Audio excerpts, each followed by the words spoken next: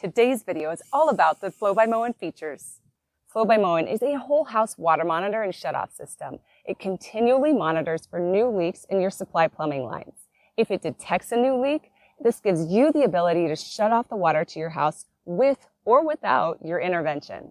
You place Flow in line on the water main coming into the house after the shutoff. Flow monitors your water usage and sends emails, texts, push notifications from the phone app, and robocalls if it detects extended water usage, high water usage, or so many more scenarios. You get to decide just how much you want to light up your cell phone. It will also send alerts if the issue is resolved in time before shutting off the water automatically. Pro tip, enter Flow's robocall number in your contact list. You can always shut it off sooner if you're within range of your phone, but if you're like me and you often have your phone on silent, Flow will still do its thing even without your knowledge. You can clear the alert if it's not an issue. If you do not respond, the valve will get automatically shut off in 5 minutes. The valve will turn the water off to everything beyond Flow. Here's what the first screen looks like after Flow shuts off your water if you do not respond to an issue, preventing further water damage. Notice the water image on the bottom does not flow through the on-off label. Here's what a critical alert looks like inside the Flow app.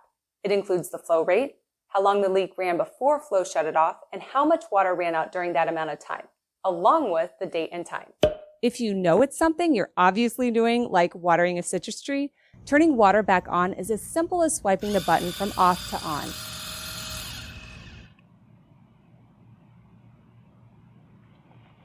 Flow by Moen also runs a daily health check to detect any slower leaks. It runs this health check during times when you usually do not use water. It uses your past usage to determine what time is optimal. If you do happen to turn on a faucet or appliance during the health check, it will immediately interrupt the diagnostic test and turn the water back on. The switch back on is instantaneous, so you don't notice it was on except for the notification email and the status entry in the event history log. Generally, you won't interrupt Flow's health tests. This only happened to me because I ran a learning cycle when we were out of town and only the irrigation system was running during the early hours of the morning. Flow's health tests will probably run during the early hours of the day when nothing else is using water.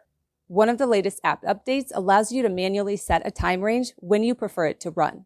Moving back to the unit itself, you can turn the valve off manually. Flow is a worst-case scenario backup if the shutoffs at both the water main as well as the stack go bad. You can also easily see the status of the device. You can see here that the valve is on as well as connected. It would also be nice if it was possible to turn them off from a security standpoint. Flow is well advertised at night with the glow of these status lights. There's also a button between the online status and the valve status where you can reset the device. I've only had to use it one time. The GFCI circuit where Flow is powered went offline after a storm rolled through. After a reset of the circuit as well as a reset of Flow, we were back in business. If your internet goes out, obviously you won't get the notifications in the event of an emergency, but your home is still protected. As long as there's power to the unit, it can function independently. If you ever have to remove Flow, it comes with an installation spacer which can also double as a fill-in. Just remove Flow and thread the spacer on like any other union joint. The Flow app. The Flow interface is straightforward and the latest version is very slick. The first screen focuses on the daily usage. The daily stats include the gallons spent, comparison to your daily goal, along with the usage in the last 24 hours. The chart at the bottom of the screen is clickable, so you can see the usage for any hour on the daily chart or daily usage on the weekly chart. The device dashboard gives you a real-time reading on the flow rate, pressure, and temperature of the water, along with the latest 24 hours of these measurements. You can also run a health test manually from the screen. Another handy tool is the water usage tab. If you have some water cycle you run manually, like I do when I'm watering my citrus trees, you can track the last time you watered based on the heat map on the calendar. You can also set daily goals. When you miss it, the app lets you know when you've gone over your goal. If you have the Flow Protect plan, which I'll touch on later, you can also see where you're using the water: faucets, toilets, showers, etc. However, the newer flows seem to track backflow. Quick backstory here, my original Flow did not show this kind of behavior. I'm pretty sure everyone is asleep all night. So my guess is the similar behavior you see on a windy day when your toilet water has some movement, the same thing is going on the supply side of the plumbing too. In any case, this is what you'll see in the usage history. Just know that going in so you're not worried about a leak right from the start. Run a manual health check and call it good when it passes. Another observation is Flow struggles to classify properly. However, you can change the classification manually. It's understandable when it comes to toilet usage because the toilet's filling up and you've moved on and you're washing your hands. And let's be real, you and I use a different amount of water every single time we wash hands. Flow sees this all as one continuous unit of water. There's no way to break it up. Unlike a financial transaction on Mint, if you've used that program before, where you can break up any purchase so you can better classify it. If I stand here and let my toilet keep singing until it gets to its 1.2 gallons, Flow might have a chance, but I'm not going to do that in real life.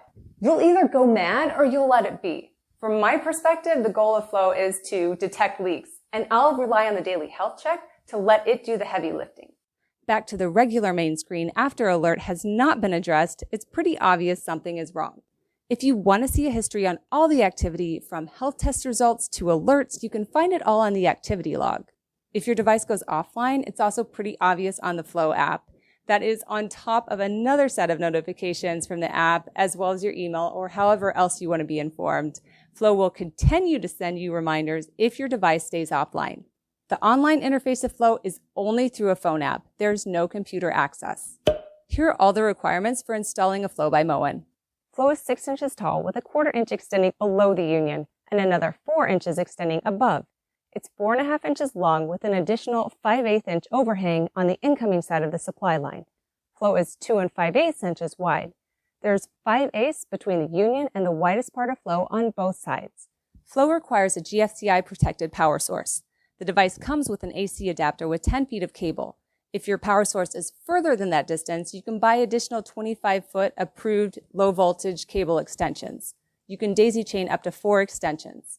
One of the things you need to consider is where do you install Flow? Flow explicitly says, do not install the Flow by Moen Smart Water Shutoff on fire, sprinkler, or suppression systems and hot water distribution lines. But what about irrigation?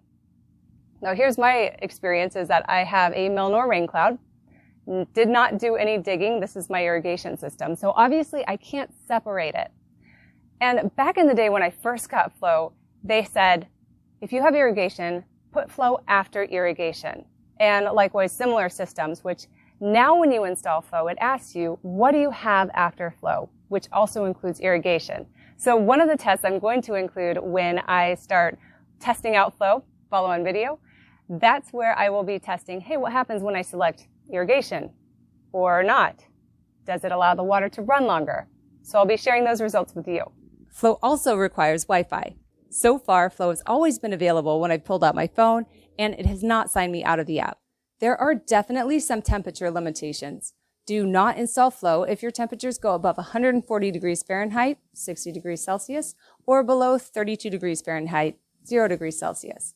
As with any other copper installation, if a freeze rolls through, you'll want to include Flow in your protective measures if you have outside plumbing.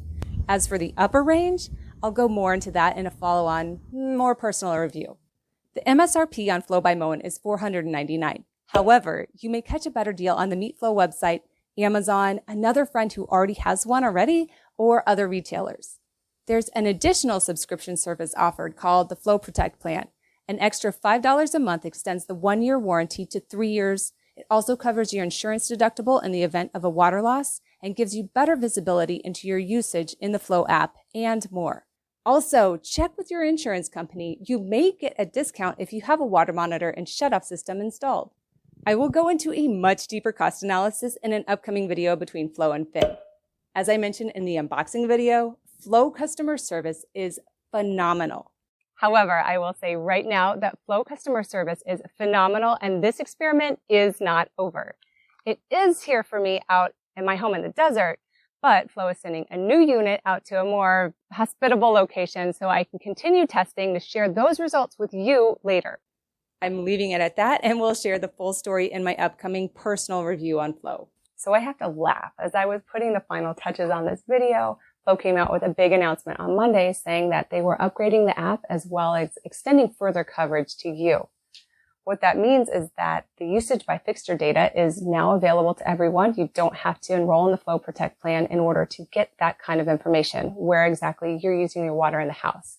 They also have made the insurance verification letter available, as well as there's a new chart out there for your flow rate. You can get the usage, the past history as well as where you are in real time. Now, Flow Protect plan, they have bumped up the amount of coverage. So it covers up to a $5,000 deductible, as well as you can extend your coverage up to 5 years. It's a 5-year extended warranty now. All good news for you. But this is a good reminder when it comes to actually purchasing these, finding out what the different systems are, what's offered out there on the market. Videos can't be edited. Go check out the websites. Make sure you know exactly what these companies are offering so you can see which system is the best one to protect your home. If you haven't seen my unboxing and install video on Flow by Moen, you'll want to check that out. This is part of an entire series on water monitoring and shutoff systems. I'm also checking out Phyn. Thanks, Phyn. This is another water monitoring and shutoff system from Belkin and Uponor. Admittedly, I went a little light on my personal opinion on this one. I'm saving that for an upcoming video. Also, after I install Phyn too, because I want to get a better feeling for these water monitor and shutoff systems. So definitely stay tuned. Check out the rest of the series if it's already out there, especially if you're in the market. This will give you a good idea of what system is best for your home, give you the strengths and weaknesses. There will also be a comparison video between these two systems. You won't want to miss some of my findings and observations to keep your home safe.